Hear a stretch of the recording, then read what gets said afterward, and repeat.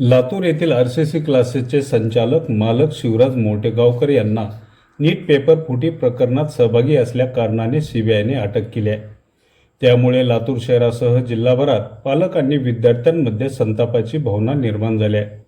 शिवराज मोटेगावकर यांना सीबीआयने पुण्यातून अटक केल्याची बातमी लातूरमध्ये कळताच समाज माध्यमांवर शिवराज मोटेगावकर यांच्यावर सामान्य नागरिकांपासून ते सर्व क्षेत्रातील लोकांनी टीकेची झोड उठवली आहे।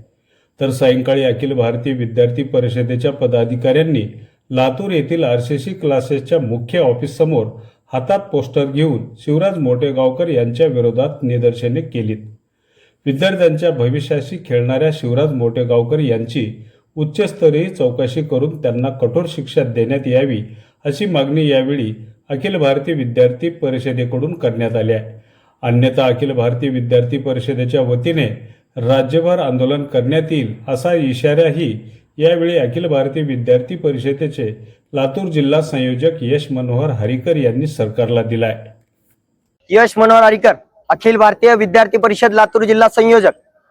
आज इथे अखिल भारतीय विद्यार्थी परिषदेतर्फे निषेध व मोर्चा टाईप आपण केलेला आहे। पण आज आपण बघतो की जेव्हा काही आरसीसी मोटेगावकरांची जे काही चौकशी झाली त्या चौकशी दरम्यान काल रात्री त्यांना अटक करण्यात आली। पण ह्या पुढून जे काही आम्ही करणार आहेत म्हणजे जे काही कुठं महाराष्ट्रामध्ये जिथे जिथे आरसीसी क्लासेस असतील तिथे तिथे आम्ही जाऊन आंदोलन करू। आणि जर हे उच्चस्तरीय जर चौकशी नाही लावली तर आम्ही या महाराष्ट्रभर आंदोलन पेटवून काढण्याचं काम आम्ही अखिल भारतीय विद्यार्थी परिषदेच्या माध्यमातून करणार आहोत। त्यांच्यावरती योग्य ती योग्य कारवाई करून त्यांचे जे काही आपल्या महाराष्ट्रामध्ये जेवढे काही क्लासेस चालतात ते क्लासेस बंद पाडले पाहिजे।